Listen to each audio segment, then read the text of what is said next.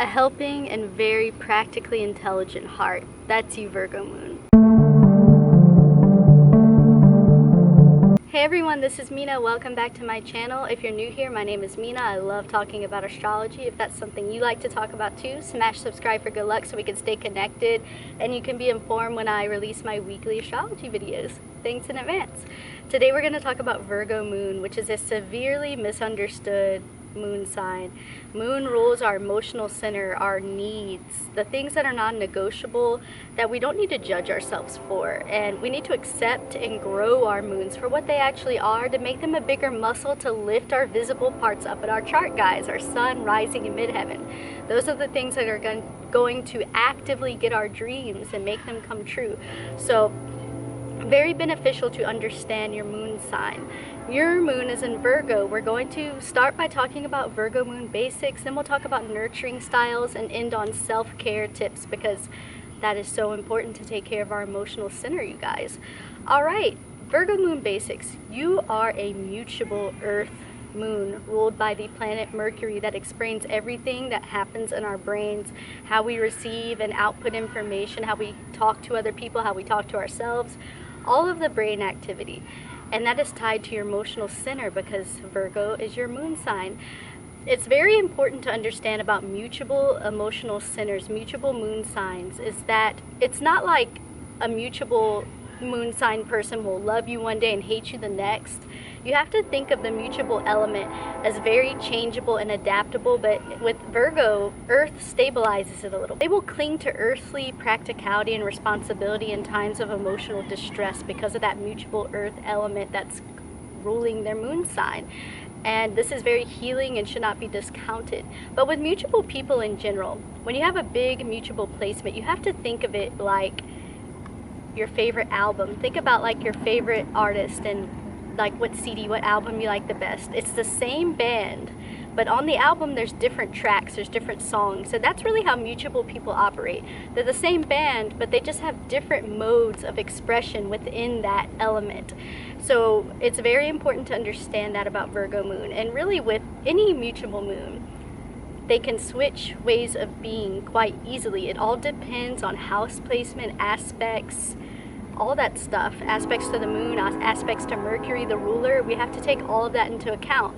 But this is why this video will primarily be on the pure energy, you guys, because if we don't understand how the energy is operating on a pure level, we can't understand what the aspects are doing to alter that energy. So I know you guys are analytical. That is why if you hear something I say and it doesn't resonate with you, we got to dive into your chart. We got to see why that's happening. And maybe it's a good thing. Maybe you're a more emotional Virgo moon. Who knows? The possibilities are endless. And you guys have the Virgin as your mascot, which, you know, if we think of a virgin, we think of like, ooh, a very pristine, perfect, beautiful object that is untouched and pure. And we see the beautiful image that the Virgin projects, but we don't see the hours of work and refining that Virgin had to do to look so perfect. And that is really how Virgos want to look. They want to look effortlessly perfect without people knowing how many hours they had to put in to get to that point. So there's an intense need for perfect emotional balance and organization when your moon is in Virgo. And the house placement is going to tell you what area in your life that emotional energy is going towards the most. Let's first touch on the mother though. If you have a Virgo moon, you might have been like expected to be perfect. Like your mom maybe didn't even tell you verbally, but you just had this feeling like, I have to be academically perfect. I have to be self-sufficient emotionally. I have to raise myself to an extent, and that's what's expected of me. Or you could have had a mom that was a caregiver to someone who was sick. Good. Kids. You could have had a mom that, oh my goodness, you guys. You could have had a mom that really was a caregiver to someone else. You could have saw them take care of someone sick or someone, you know, just someone in need, and maybe you saw them neglect themselves in the process of them being such a caregiver, because Virgo, like Pisces, has that selfless part of them. But with Virgo, it's more so directed at earthly practicality and not really emotional, nonsensical feelings. So And there's also a part that you could have had a mother who was very intelligent and efficient in her day-to-day life and very anxious and nervous about maintaining order and earthly stability, because Virgo, like all earth moons, especially Virgo and Capricorn, because Taurus is ruled by Venus, that makes it a little bit more softer, but earthly stability really for all the earth moons is so important and should not be discounted. So you guys, I don't want to assume anything. You let me know about your experiences with Virgo Moon and Mother. Let's briefly touch on the houses. So if you have a Virgo Moon in the 9th house, you could be very, very emotionally obsessed with becoming a master at something, but maybe you just have a hard time picking which thing you want to be that master in, and you can have like a kind of scattered emotional energy because of that. You could also be very blunt, and even more so than a regular Virgo Moon, with your words, and could hurt people's feelings easily. But overall, this is a very highly intelligent placement to have. We'll just talk about one more for time's sake. If you have a Virgo Moon in the 5th house, like my friend Jane, you might be very concerned on how you can enhance and perfect your life to bring maximum entertainment, to have the maximum amount of fun and joy while you're alive. And you could have hobbies, and you could put a lot of mental energy and love and vigor into those hobbies because you're just obsessed with living life to the fullest, because the 5th house is about romance, fame, joy. Just, it's a really positive house. So I feel like if you don't have a hobby, definitely get one if you have a Virgo Moon in the 5th house, because I think it would just make you feel emotionally balanced and pretty fulfilled. How does a Virgo Moon need to feel loved by other people? What do they need in order to feel nurtured themselves? Well, because it's mutable, this could go either way, because on one hand, Virgo Moon has a hard time letting their guard down intellectually and emotionally in order to ask for help, because they kind of have a lot of emotional confidence in the fact that they are usually self-sufficient emotionally.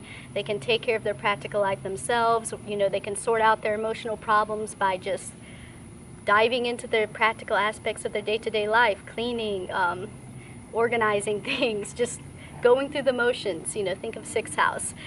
But when they do let their guard down and ask for help, don't make them feel stupid for doing so, because they're already at a vulnerable spot if they're asking you. So that's a thing you can do to push them away big time, is make them feel small for asking for help, because that's a big thing for them to do. Also, match their language. Virgo Moons like practical solutions most of the time, unless the aspects and houses are a little bit more emotional. They like practical aspects. When they have an emotional problem, they're like, what can I do to solve this? What practical solution can I have to sort this out? So speak their language. If they come to you with a problem, try to give them a solution in their language that they can understand, a logical, practical solution to things. Don't push your own very oversensitive emotions onto them, because that's just not going to translate well.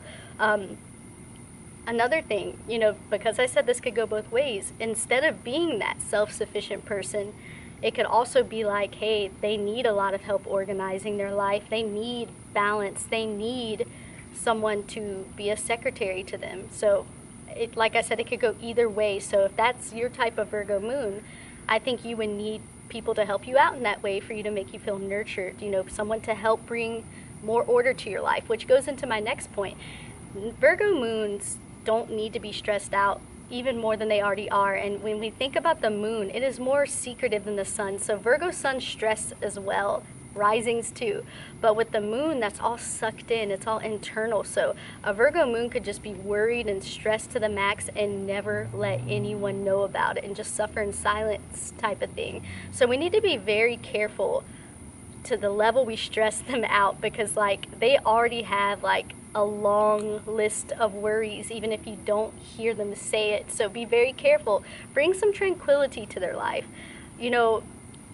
Virgo moons appreciate being around people who have their life in somewhat order. Even though they like to help people get their lives in order, they appreciate a certain amount from their inner circle. Like if you have your stuff together, in their eyes, you're someone that they could possibly lower their guard down and ask for help, and you could give them practical solutions because they see that you're living your life effectively, and they see you as a valuable source in that way. So And on the other hand, you know, if you are very practically stable, that could take, you know, a lot of worries off of their plate. Maybe they won't be as financially stressed if you're willing to help them out, if you want to be really close with them. I mean, the possibilities are endless because it's mutual. Virgo moons love it when people accept them for what they emotionally are, because a lot of times they get labeled like the bad guy because they can't like be that warm, cuddly blanket for you all the time if they're have such a cerebral emotional center.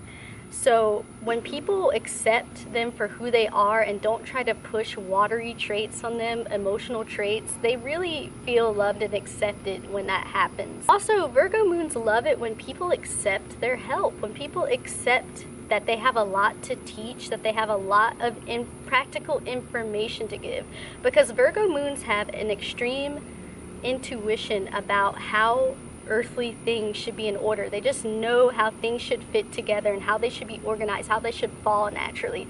So they have a lot of useful information. They're just like a big database of information. It can be so useful to people. So they feel nurtured when they're valued for that type of intelligence. How do Virgo moons nurture other people? So this is difficult because they can be the kindest souls on the planet, but they can also, much like Pisces, their opposite, be extremely checked out of their day-to-day responsibilities. It really depends how they're taking care of their physical bodies and mental health, but we will get into that later.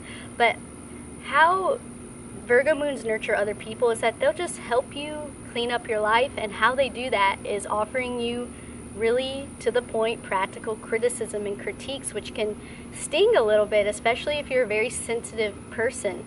So oddly enough, this is their love language. If they're critiquing you on like your dreams and like your day-to-day life, they want to make your life more efficient and work for you better if they care about you. And if they're not nagging you and critiquing you and checking in on you, they're probably emotionally disconnected from you in a sense if they're not doing that to you, unfortunately. They will also offer practical wisdom to your problems. If you come to them with a very emotional problem, they're going to be like, okay, let's lay out the facts and let's figure out this puzzle called life. And they're going to give you practical solutions to these problems if they love you. They will also like memorize and come up with to-do lists for you. They already have to-do lists emotionally for themselves all the time. They know what they need to have accomplished most of the time in order to feel balanced, and they will make a list for you in their hearts and minds, and they will be checking in on you. Hey, did you do this? Like, I know you have to pay your bill on Thursday. Did you do that? Like, they will be checking in on you. And if they don't, then there's an emotional disconnection, or they're not taking care of themselves practically. The possibilities are kind of endless.